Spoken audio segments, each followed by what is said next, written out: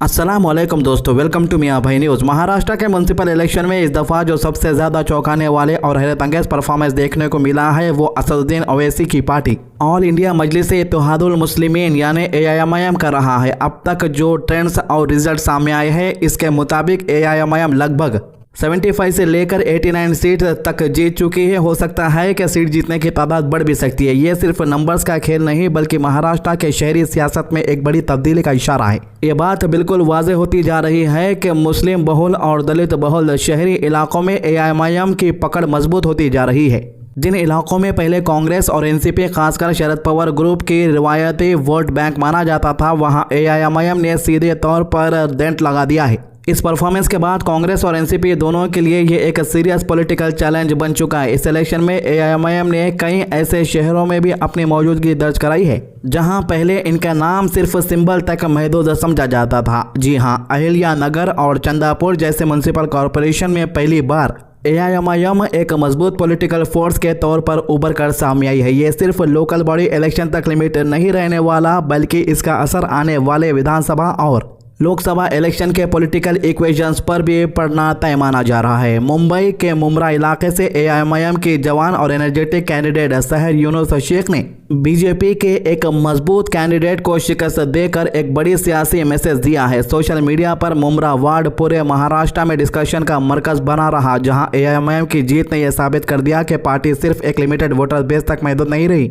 औरंगाबाद, जिसे अब कुछ लोग संभाजी नगर भी कह रहे हैं, यहाँ AIMIM ने तारीखी परफॉर्मेंस दिया है। AIMIM महाराष्ट्र प्रेसिडेंट इम्तियाज जलील ने आवाम के साथ मिलकर जीत का जश्न मनाया और अल्लाह का शुक्र अदा किया। औरंगाबाद में AIMIM ने कुल 33 सीट पर शानदार कामयाबी हासिल की है, जो पार्टी की मेहनत, स्ट्रॉन्ग लीडरशिप और आवाम के भरोसे का जिंदा सबूत है। इम्तियाज जलील ने कहा कि पिछले 10 से 12 सालों में जो सपोर्ट मजलिस को मिला ये उसी का नतीजा है। वहीं मुंबई और महाराष्ट्र के दूसरे शहरों में AIMIM के नेशनल स्पोकपर्सन वारिस पठान ने भी अल्लाह का शुक्र अदा करते हुए कहा कि महाराष्ट्र में AIMIM का ग्राफ लगातार ऊपर जा रहा है। उन्होंने इस कामयाबी का credit party president Asaduddin Owaisi, Akbaruddin Owaisi और तमाम उन लीडर्स को दिया जिन्होंने महाराष्ट्र के कोने कोने में दिन रात मेहनत की, चाहे वो हैदराबाद से आए हो या उत्तर प्रदेश, बिहार और दूसरे रियासतों से।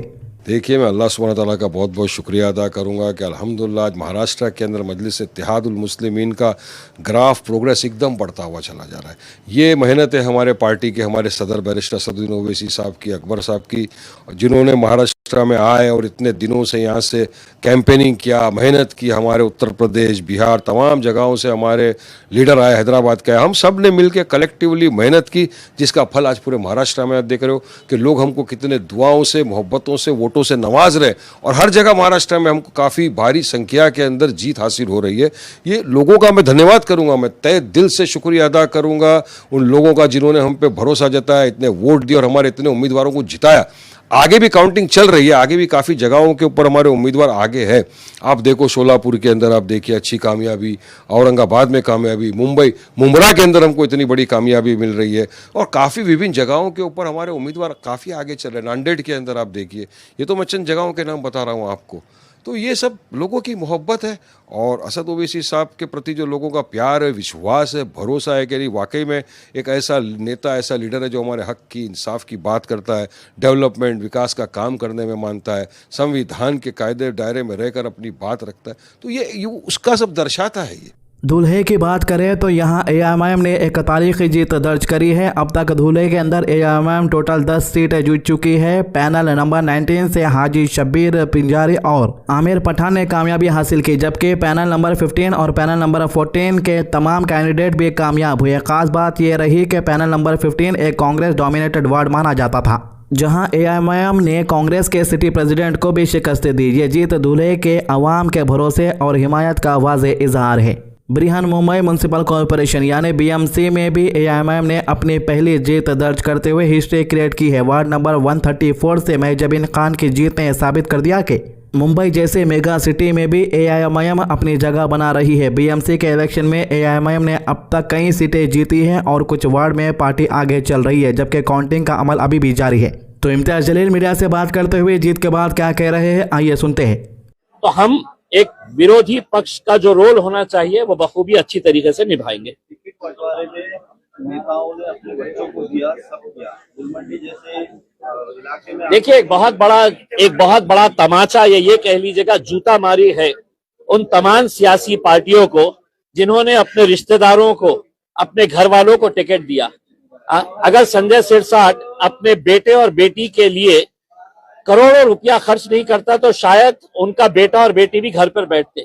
लेकिन तमाम राजनीतिक पार्टियों के नेताओं ने अपने बेटे को, अपने भाई को, अपने बाप को, अपने बीवी को, अपने बेटी को, हर एक को टिकट दिया।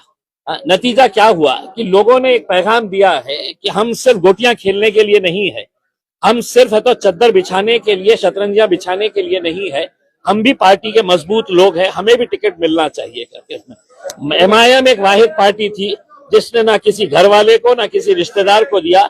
हमने आम लोगों में से लोगों को उठाकर, और जो पार्टी के बारे में हमारे ऊपर इल्जाम लगाते हैं कि एमआईएम जातिवादी पार्टी है, आज कितनी सारी हिंदू महिलाओं को हमने चुना कर लाया है, एसटी समाज की महिलाओं को हमने चुना कर लाया है, दलित समाज के हमारे कितने सारे भाइयों और बहनों को हम लोगों ने चुना कर लेके आया है। तो ये एक औरंगाबाद शहर की जीत है, हम ये समझते हैं। आपको लगता है कि देखिए, गुलमंडी जैसे इलाके से मजलिस की 2 सीटें जीत कर आ रही है, ये बहुत मालेगांव, अमरावती, जन्ना, परभानी, सोलापुर, थाने, नागपुर, नांदेड़ जैसे शहरों में भी एआईएमआईएम ने अपनी मौजूदगी दर्ज कराई है। मालेगांव म्युनिसिपल कॉरपोरेशन में एआईएमआईएम ने 20 वार्ड जीतकर एक बड़ी पॉलिटिकल ताकत होने का सबूत दिया है। नागपुर जैसे शहर में जहां पार्टी ने लिमिटेड सीट पर इलेक्शन लड़ा था, वहां भी एआईएमआईएम ने स्ट्रांग परफॉर्मेंस दिखाया है। पॉलिटिकल एनालिस्ट जो कभी एआईएमआईएम के ऊपर ये इल्जाम लगाते थे कि ये बीजेपी की बी टीम है, अब उनका मानना है कि परफॉर्मेंस के बाद एआईएमआईएम को सिर्फ एक वोट कटिंग पार्टी कहना मुश्किल हो गया है। महाराष्ट्र के शहरी सियासत में एआईएमआईएम अब एक अहम प्लेयर बनकर उभर चुकी है। आने वाले वक्त में नॉन बीजेपी अलायंसेस के लिए एआईएमआईएम को नजरअंदाज करना मुश्किल होगा। यानी कि अगर से बीजेपी को तुम को हारता हुआ देखना है तो एआईएमआईएम से अलायंस करना होगा। अगर तुम एआईएमआईएम से अलायंस नहीं करोगे तो तुम भी हारोगे और बीजेपी भी हारेगी, और हो सकता है कि रीजनल पार्टीज एआईएमआईएम को अपने साथ लाने पर मजबूर भी हो जाए। आने वाले वक्त की मैं बात कर रहा हूँ। इस जीत के बाद एआईएमआईएम के हौसले बुलंद हैं और पार्टी आने वाले उत्तर प्रदेश और वेस्ट बंगाल के असेंबली इलेक्शन में भी ज़्यादा कॉन्फिडेंस के साथ अपनी दावेदारी पेश करेगी। ये कहना गलत नहीं होगा कि महाराष्ट्र म्युनिसिपल इलेक्शन के बाद असदुद्दीन ओवैसी की पार्टी धीरे धीरे एक नेशनल पॉलिटिकल फोर्स के तौर पर उभर रही है। इससे कुछ पार्टीज को नुकसान हो सकता है, कुछ को फायदा भी, लेकिन एक बात तय है कि महाराष्ट्र की शहरी सियासत अब पहले जैसी नहीं रही। ये कामयाबी अवाम के भरोसे, मेहनत, स्ट्रॉन्ग लीडरशिप और जमीन पर काम करने का नतीजा है। एआईएमआईएम ने यह साबित कर दिया है कि अगर नीयत साफ हो और अवाम के मसाइल को ईमानदारी से उठाया जाए तो सियासत में नई तारीख लिखी जा सकती है। तो मुमरा से जीतने के बाद सहर यूनुस शेख का क्या कहना है, मीडिया से बात करते हुए आइए सुनते हैं। सभी का बहुत बहुत शुक्रिया अदा करना चाहती हूँ। हमारे पार्टी के मेन सदर, हमारे हेड असदुद्दीन ओवैसी साहब, अकबरुद्दीन साहब, इम्तियाज जलील साहब, हमारे पार्टी के अध्यक्ष सैफ भाई, थैंक यू वेरी मच। आप लोगों का जो सपोर्ट रहा है, बहुत बहुत दिल से शुक्रिया। और हमारी मुमरा की आवाम को दिल से मेरा शुक्रिया अदा है, क्योंकि मुमरा ने इस बार एमआईएम को पावर में लाया है। तो ये थी इस मामले की अभी तक की अपडेट। हमारे चैनल को सब्सक्राइब कीजिए और हमारे वीडियोस को ज़्यादा से ज़्यादा शेयर कीजिए, नमाज की पाबंदी कीजिए, कुरान की तिलावत कीजिए और दुआ में याद रखिए। अल्लाह हाफिज़।